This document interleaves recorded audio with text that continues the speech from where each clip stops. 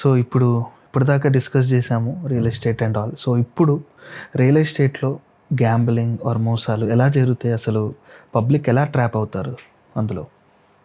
Gambling మోసాలు అనే కంట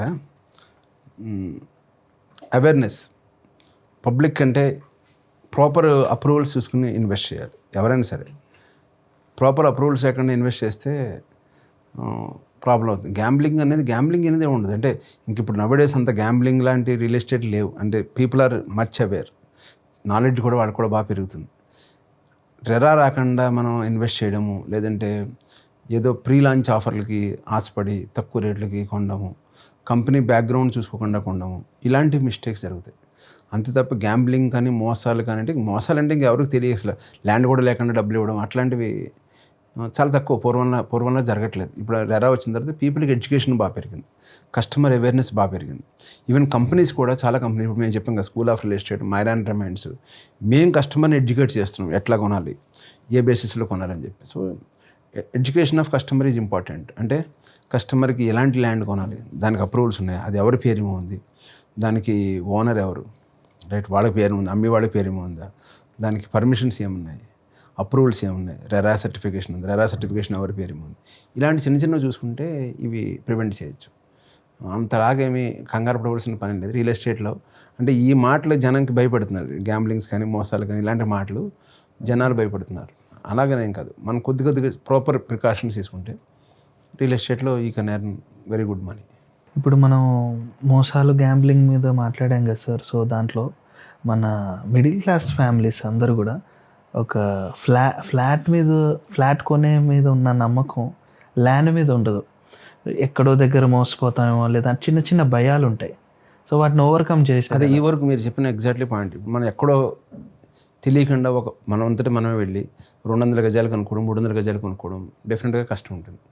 ఒక వెంచర్లో కొనుక్కుంటే మీకు మోసపోయే ఛాన్సులు కానీ, లేదంటే మీ ఆక్రమించే ఛాన్స్ కానీ ఉండదు. ఒక వెంచర్ ఉంటే సపోజ్ దానికి ఒక బౌండరీ ఉంటుంది, దానికి ఒక వాల్ ఉంటుంది, రైట్, దాంట్లో అప్రూవల్స్ ఉంటాయి, ప్లాట్ నెంబర్స్ ఉంటాయి, ఒక కంపెనీ మెయింటైన్ చేస్తుంది. ఈరోజు మీరు ప్లాట్ కొనండి, 5 ఏళ్ళైనా 10 ఏళ్ళైనా మీ ప్లాట్ ఉంటుంది అందులో.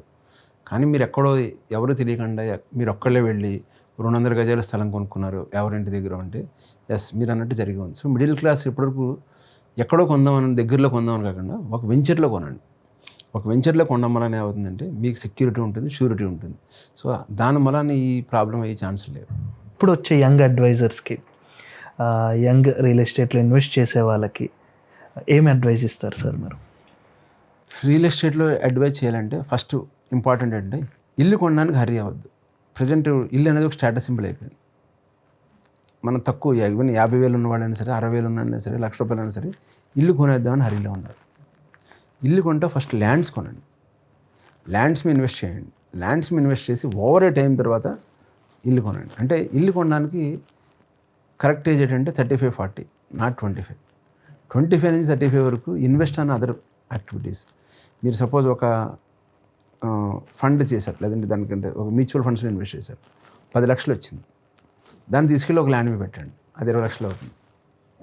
ఫస్ట్ చిన్నగా సేవ్ చేసుకోండి, పెద్ద అమౌంట్ అయిన తర్వాత ల్యాండ్ కొనండి. అలాంటి ల్యాండ్స్ 4 అమ్మితే ఒక అపార్ట్మెంట్ వస్తుంది. అప్పుడు మీకు బడ్డెన్ కూడా తగ్గుతుంది. అంటే 50% కనుకంటే మీ దగ్గర డబ్బులు లేకుండా ఇల్లు కొనదు. ఇల్లు కొనాలంటే ఇప్పుడు చాలామంది ఈఎంఐల మీద నడిచిపోతుంది. ఎవ్రీథింగ్ ఈజ్ లోన్స్ అనేది ఈజీగా దొరుకుతున్నాయి, సిబిల్ బాగుంది, శాలరీ బాగుంది, 4 నెలలు శాలరీ పడింది అంటే లోన్ ఇచ్చేస్తున్నారు. కానీ ఇప్పుడు ప్రజెంట్ మార్కెట్ చాలా, అంటే జాబ్ మార్కెట్ ఎలా ఉందంటే రేపు ఎలా ఉంటుంది ఎవరికి ఊహించలేకపోతున్నాం. ఏఐ వస్తుంది, రైట్.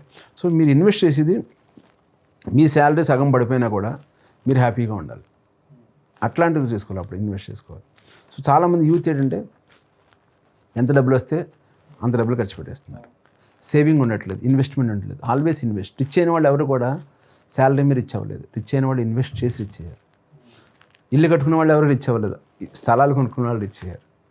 కరెక్టే కదా, నీకు అపార్ట్మెంట్ కొనుక్కుంటే, ఇల్లు కొనుక్కుంటే అదే ఇల్లు ఉంటుంది, కానీ అదే ప్లేస్ కొనుక్కుంటే. So if you wanted to be rich, invest on the land. అది కూడా ఓపెన్ ల్యాండ్. గజాల్లో కొనండి, ఎకరాల్లో కొనండి, ఎంతైనా కొనండి, ఎంత ఓపిక ఉంటే అంత కొనండి, కానీ ఇన్వెస్ట్ ఆన్ ది ల్యాండ్. ఇల్లు ఒకటే ఉండాలి, ఒక ఇల్లు తర్వాత మిగతాదంతా ల్యాండ్ మీద పెట్టాలి. నీకు అది ఫామ్ హౌస్ అంటావో, లేదంటే ఎకరాలు కొంటావో, వ్యవసాయం చేస్తావో, గజాలు కొనుక్కుంటావో నీ ఇష్టం. కమర్షియల్ కొనుక్కుంటావు, ఏదైనా కొనుక్కోండి, కానీ ఇల్లు అనేది ఒకటే ఉండాలి. సో ఆ ఇల్లు కొనుక్కోవడం కదా కనీసం 50% మీ డబ్బులు ఉండాలి. ఆ 50% డబ్బులు రాకుండా తీసుకోవద్దు. మనకి 80% లోన్ వస్తుంది, 100% లోన్ వస్తుంది అంటే అన్నీ వస్తాయి. కనీసం 50% నువ్వు పెట్టేలా ఉండాలి. 50% నువ్వు పెడితే నీకు ఆ రిస్క్ ఉండదు. ఇంకో సింపుల్ థంబ్ రూల్ ఏంటంటే మీ రెంట్ కంటే డబుల్ ఈఎంఐ ఉండకూడదు.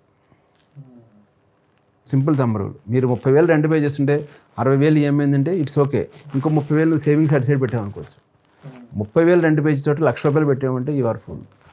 Simple.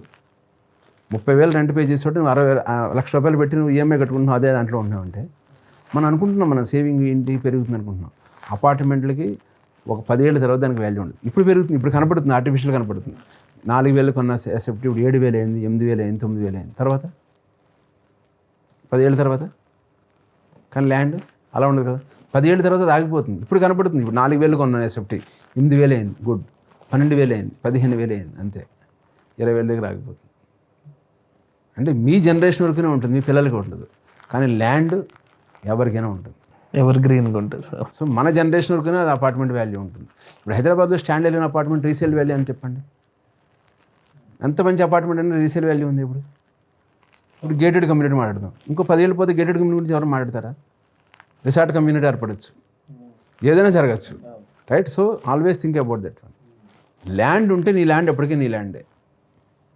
So invest on lands. Investment on land is most powerful. Yes.